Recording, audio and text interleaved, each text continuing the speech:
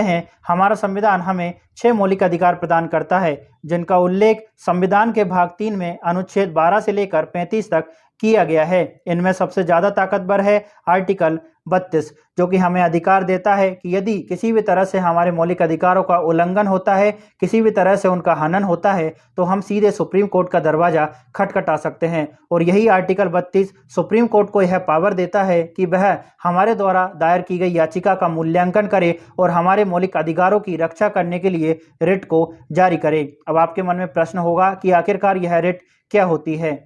तो दोस्तों, रिट एक तरह का ऑर्डर होता है जिसे सुप्रीम कोर्ट या हाई कोर्ट द्वारा हमारे मौलिक अधिकारों की रक्षा के लिए जारी किया जाता है। इसी ऑर्डर को हम डायरेक्शन, कमांड या फिर ऑफिशियल वारंट भी कह सकते हैं। यह रिट टोटल 5 प्रकार की होती है। चलिए इनके प्रकारों को देखते हैं और उन्हें याद करने का प्रयास करते हैं। दोस्तों, टोटल रिट 5 तरह की होती है। उनके नाम आपके सामने हैं। पहली है हैबियस कॉर्पस, दूसरी मैंडेमस, तीसरी प्रोहिबिशन, चौथी सर्श्योरी और पांचवी है क्यू वारंटो। इनको याद करने का एक आसान सा तरीका है। एक सेंटेंस आपके सामने यहाँ पर दिख रहा होगा। इसमें लिखा है, hi ma'am please call quickly. Hi ma'am please call quickly, इतना सा आपको याद रखना है। तो हाई का जो एच है उससे हमारा इंडिकेट होता है हैबियस कॉर्पस। इसके बाद मैम का एम जो है उससे मैंडेमस, प्लीज का जो पी लेटर है उससे प्रोहिबिशन, कॉल का जो सी है उससे हमारा सर्श्योरी और क्विकली का जो क्यू है उससे हमारा क्यू वारंटो याद होता है। तो hi ma'am please call quickly, इतने से ही सेंटेंस से हमारे पांचों रिट आसान तरीके से याद हो सकते हैं। चलिए आगे बढ़ते हैं डिटेल की ओर। डिटेल में हम सबसे पहले देखेंगे हैबियस कॉर्पस को। दोस्तों, हैबियस कॉर्पस एक लैटिन शब्द है जिसका मतलब है टू हैव द बॉडी, यानी बंदी बनाए गए व्यक्ति को हमारे सामने या फिर कोर्ट के सामने पेश करो। इस रिट का मुख्य उद्देश्य नागरिकों की पर्सनल लिबर्टी यानी व्यक्तिगत स्वतंत्रता की रक्षा करना है। दोस्तों, अब हम इसको एक एग्जाम्पल से समझते हैं ताकि आपको आसानी से समझ आ सके। आर्टिकल 22 कहता है कि यदि किसी को गिरफ्तार किया गया है तो उसे 24 घंटे के भीतर मजिस्ट्रेट के समक्ष पेश करना होगा। यदि ऐसा नहीं होता तो इसको इलीगल डिटेंशन माना जाएगा। चलिए इसको और आसान तरीके से समझते हैं। मान लीजिए आपका एक दोस्त है जिसका नाम है राहुल। एक रात में उसको पुलिस ने पकड़ लिया। टोटल 2 दिन हो गए हैं, ना तो पुलिस कारण बता रही है, ना ही एफआईआर दिखा रही है और ना ही उसको कोर्ट में पेश कर रही है। ऐसी स्थिति में राहुल तो कोर्ट जा नहीं सकता, तो उसके बिहाफ पर उसका भाई, परिवार का कोई सदस्य या फिर उसका कोई मित्र सुप्रीम कोर्ट में जाकर हैबियस कॉर्पस रिट पिटीशन दाखिल कर सकता है। सुप्रीम कोर्ट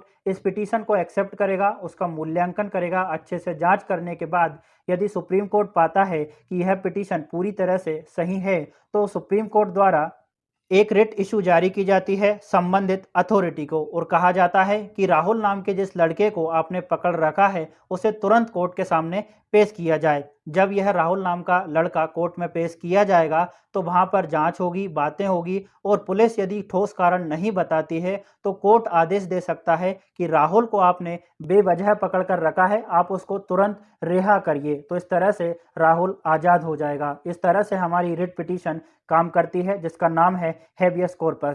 दोस्तों, यहाँ मैं आपको एक बात और बताना चाहता हूँ। ये जो हैबियस कॉर्पस की रिट है वह न केवल सरकारी बल्कि प्राइवेट संस्थानों या फिर निजी व्यक्तियों के विरुद्ध भी जारी की जा सकती है। जैसे आपका कोई रिश्तेदार है, मकान मालिक है या फिर पड़ोसी है, उसने आपको बंदी बना लिया है, तो आर्टिकल 32 में उल्लेखित हैबियस कॉर्पस रिट का प्रयोग करके आप सीधे सुप्रीम कोर्ट में जा सकते हैं। तो आशा करता हूं कि आपको हैबियस कॉर्पस अच्छे से समझ आ गई होगी। हमने अच्छे से एग्जाम्पल देके उसे समझने का प्रयास किया है, तो इसको हम डन मार्क करते हैं। इसके बाद हम बात करेंगे मैंडेमस की। दोस्तों, मैंडेमस का अर्थ होता है हम आदेश देते हैं। यह रिट तब जारी की जाती है जब कोई सार्वजनिक अधिकारी जिसे कोई कार्य कानून द्वारा सौंपा गया हो और वह उस कार्य को जानबूझकर या फिर लापरवाही की वजह से नहीं कर रहा हो और इससे आपके मौलिक अधिकार प्रभावित हो रहे हों। इसको भी हम एक आसान तरीके से एग्जाम्पल के माध्यम से समझते हैं।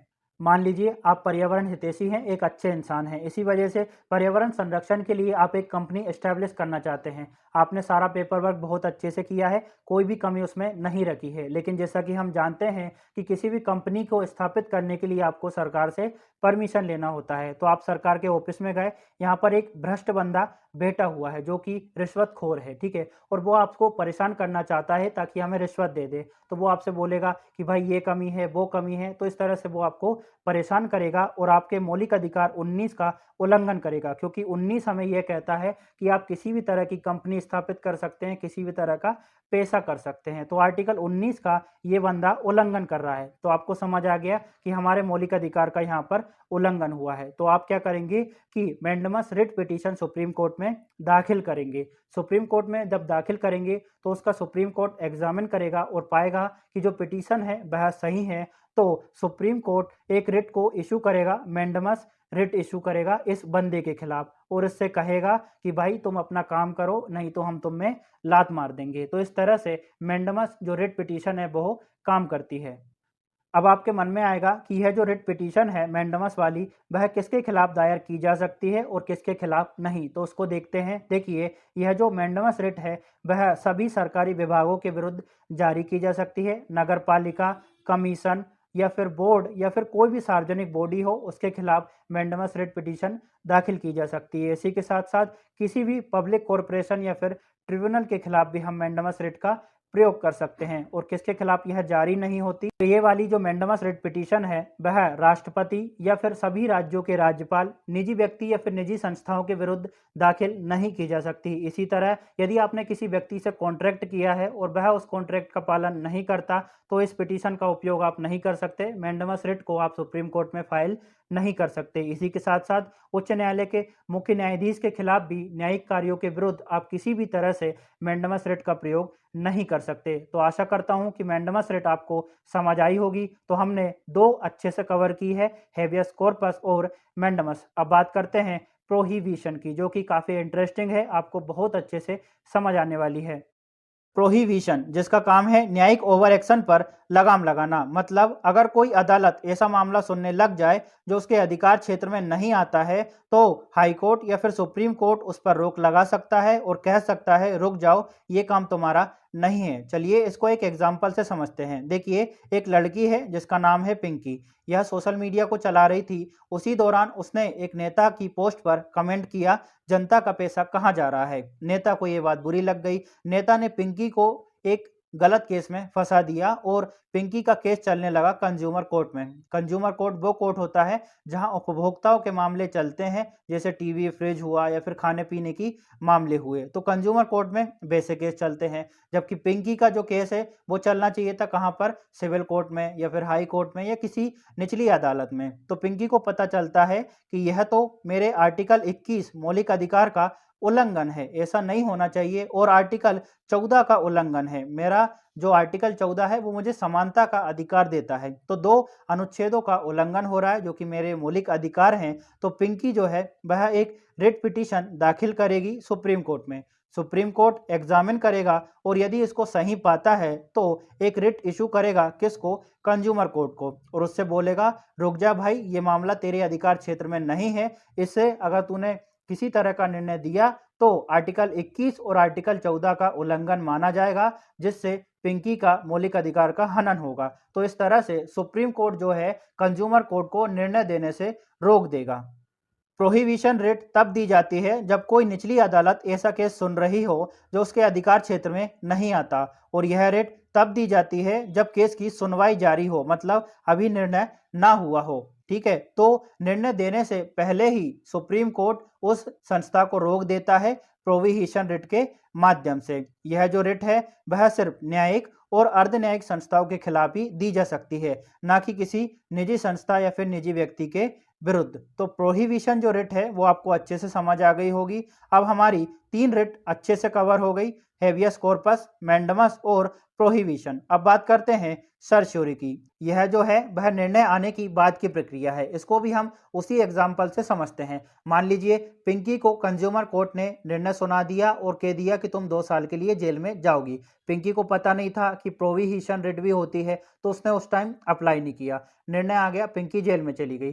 पिंकी जब जेल में गई तो वहां पर उसको किसी ने बताया कि दीदी आपके साथ गलत हुआ है, क्योंकि कंज्यूमर कोर्ट जो है वो आपका मामला सुन ही नहीं सकता था। तो आप ऐसा करिए कि सर्च्योरी रिट पिटीशन दाखिल करिए सुप्रीम कोर्ट में और कहिए कि मेरा जो मामला है वह कंज्यूमर कोर्ट में था और कंज्यूमर कोर्ट को यह अधिकार नहीं था, ठीक है, मेरे मामले में निर्णय देने का, तो आप मुझे बचाइए। यदि सुप्रीम कोर्ट पाता है कि पिंकी ने जो पिटीशन फाइल की है बहुत सही है और एग्जामिन करने के बाद ये जो सुप्रीम कोर्ट है वह पिंकी के खिलाफ जो निर्णय हुआ था उसको रद्द कर सकता है और पिंकी को तुरंत रिहा कर सकता है। सर्श्योरी का मतलब ही होता है सर्टिफाइड किया जाना। इसके दो फंक्शन होते हैं, एक क्यूरेटिव फंक्शन होता है और एक प्रिवेंटिव फंक्शन होता है। क्यूरेटिव फंक्शन हमने हाल ही में देखा, अगर कोई हाई कोर्ट को लगे कि निचली अदालत ने कोई गलती की है, ठीक है, तो वो उस फैसले में सुधार कर सकती है या फिर रद्द कर सकती है, यानी जो गलत हुआ है उसे ठीक कर सकती है। जैसा कि हमने पिंकी के मामले में देखा, पिंकी के साथ में जो केस हुआ था वह इसी तरह से हुआ था, उसके साथ गलत हुआ और उसको हाई कोर्ट या फिर सुप्रीम कोर्ट ने उसको रद्द कर दिया था। तो ये जो सर्श्योरी है उसका क्यूरेटिव फंक्शन था। अब एक होता है इसी का सर्श्योरी का प्रिवेंटिव फंक्शन। अगर हाई कोर्ट को लगे कि निचली अदालत अपने अधिकार क्षेत्र से बाहर जा रही है तो हाई कोर्ट उस केस को अपने पास ट्रांसफर कर सकता है। तो देखिए, सर्श्योरी और जो प्रोहिबिशन था ना उसमें ज्यादा अंतर नहीं है। प्रोहिबिशन का जो मामला था ना वो निर्णय देने की पहली की प्रक्रिया थी, मतलब कंज्यूमर कोर्ट ने निर्णय नहीं दिया उससे पहले उसने अप्लाई कर दिया पिंकी ने। और सर्श्योरी का मामला जो है वो बाद का मामला है, पिंकी को बाद में पता चला तो उसने सर्श्योरी की रिट अपील करी। तो आपको दोनों समझ आ गए होंगे, प्रोहिबिशन और सर्श्योरी। कुछ और बात करते हैं हम इसके बारे में। देखिए, ये जो सर्श्योरी की रिट है यह कौन कौन के विरुद्ध जारी की जा सकती है, तो यह निचली अदालतों के विरुद्ध जारी की जा सकती है जब कोई निचली अदालत अपने अधिकार क्षेत्र से बाहर जाकर फैसला देती है या कानून की गलत व्याख्या करती है। यह अर्धन्यायिक संस्थाओं के विरुद्ध भी जारी की जा सकती है, जैसे ट्रिब्यूनल, कोई कमीशन हो गई या कोई ऐसी बॉडी जो कानूनी फैसले करती है। इसी के साथ साथ यह प्रशासनिक अधिकारियों के विरुद्ध भी जारी हो सकती है, केवल तब जब वे न्यायिक कार्य कर रहे हों और कोई गलती कर बैठे हों। ठीक है, तो इतना समझ आ गया होगा अच्छे से। तो यहाँ पर हमने सर्श्योरी को अच्छे से समझ लिया। इस तरह से हमारी 4 जो रिट है वो कवर होती है, हेबियस कॉर्पस, मैंडमस, प्रोहिबिशन, सर्श्योरी और अब बचती है हमारी क्यू वारंटो। ये ट्रिक अच्छे से याद रखिएगा, hi ma'am please call quickly, जिससे आपको पांचों नाम याद हो जाएंगे। अब बात करते हैं क्यू वारंटो की। तो दोस्तों इसका मतलब होता है किस अधिकार से। यह रिट अदालत के जरिए एक सवाल उठाती है, तुम किस अधिकार से इस सरकारी पद पर बैठे हो। क्यू वारंटो को हम एक एग्जाम्पल से समझते हैं। मान लीजिए आप टीवी देख रहे हैं, टीवी पर न्यूज आती है नगर निगम का नया कमिश्नर बना राहुल चौधरी। तो आपके मन में आएगा कि राहुल चौधरी तो प्रॉपर्टी डीलर था, ये कैसे हो सकता है, और नगर निगम जो है वह एक पब्लिक बॉडी है, यहाँ पर अगर कोई भी अपॉइंटमेंट होगी तो उसके लिए वैकेंसी निकाली जाएगी, इंटरव्यू होगा या फिर कोई ना कोई क्वालिफिकेशन होगी। लेकिन ये वाला जो बंदा है राहुल चौधरी, यह प्रॉपर्टी डीलर था, यह कैसे नियुक्त हो सकता है। आपका दिमाग ठनका और आपको समझ आया कि यहाँ पर आर्टिकल 14 और 16 जो कि मेरे मौलिक अधिकार हैं उनका उल्लंघन हुआ है। 14 समानता की बात करता है, 16 सरकारी नौकरियों में अवसर की समानता की बात करता है। तो आपको गुस्सा आया और आपने क्यू वारंटो जो रिट है उसकी पिटीशन डाली सुप्रीम कोर्ट में। सुप्रीम कोर्ट ने एग्जामिन किया, ठीक है, अच्छे से, और उस विभाग से पूछा कि भैया तुमने राहुल चौधरी नामक व्यक्ति को किस अधिकार से यहाँ पर नियुक्त किया है। यदि संबंधित विभाग सही ढंग से आंसर नहीं देता, ठोस सबूत प्रस्तुत नहीं करता, तो सुप्रीम कोर्ट इस नियुक्ति को इलीगल घोषित कर देगा और ये जो राहुल चौधरी है उसका अपॉइंटमेंट कैंसिल कर देगा। तो आपको यहाँ पर समझ आ गया होगा क्यू वारंटो क्या होता है। क्यू वारंटो के बारे में हम थोड़ा सा और जानते हैं। देखिए दोस्तों, ये वाली जो रिट है वो सिर्फ सरकारी अधिकारियों के लिए ही जारी हो सकती है, प्राइवेट सेक्टर, एनजीओ या फिर फिल्म इंडस्ट्री के लिए ये जारी नहीं हो सकती। और एक बात और आपको याद रखना है कि जरूरी नहीं है कि आप किसी भी समस्या से सीधे तौर पर प्रभावित हों। ठीक है, कोई भी रिस्पॉन्सिबल नागरिक जो है इस तरह की रिट को जारी कर सकता है। अब हमने पूरी पांचों रिट को अच्छे से पढ़ लिया, पांचों रिट हमारी कवर हो गई और उनके नाम जो हमें समस्या देते थे, हम भूल जाते थे, वो भी आपको याद हो गए होंगे। अब बात करते हैं अनुच्छेद 32 और 226 के अंतर के बारे में, क्योंकि दोनों का संबंध आपके रिट से है। ठीक है, तो देखिए दोस्तों, अगर मौलिक अधिकारों का उल्लंघन होता है तो आप आर्टिकल 32 के तहत सीधे सुप्रीम कोर्ट जा सकते हैं और रिट पिटीशन दाखिल कर सकते हैं। लेकिन अगर मौलिक अधिकारों का उल्लंघन नहीं हुआ है, आपका कोई कानूनी अधिकार या फिर संवैधानिक अधिकार प्रभावित हुआ है, तो आप आर्टिकल 226 के तहत हाई कोर्ट जा सकते हैं। सुप्रीम कोर्ट आर्टिकल 32 के तहत सिर्फ मौलिक अधिकारों के लिए रिट को सुनता है, जबकि हाई कोर्ट आर्टिकल 226 के तहत मौलिक अधिकार और आपके लीगल अधिकार दोनों के लिए रिट को सुनता है। हाई कोर्ट की जो पावर है वो यहाँ पर ज़्यादा फ्लेक्सिबल दिखाई गई है। इसी के साथ कुछ और भी फैक्ट हैं। अगर किसी सरकारी गड़बड़ी या फिर अनुचित नियुक्ति को चुनौती देनी है, लेकिन इससे आपका कोई व्यक्तिगत मौलिक अधिकार वॉयलेट नहीं हुआ है, तो आप हाई कोर्ट में क्यू वारंटों की रिट को दाखिल कर सकते हैं। तो दोस्तों, आशा करता हूं कि आर्टिकल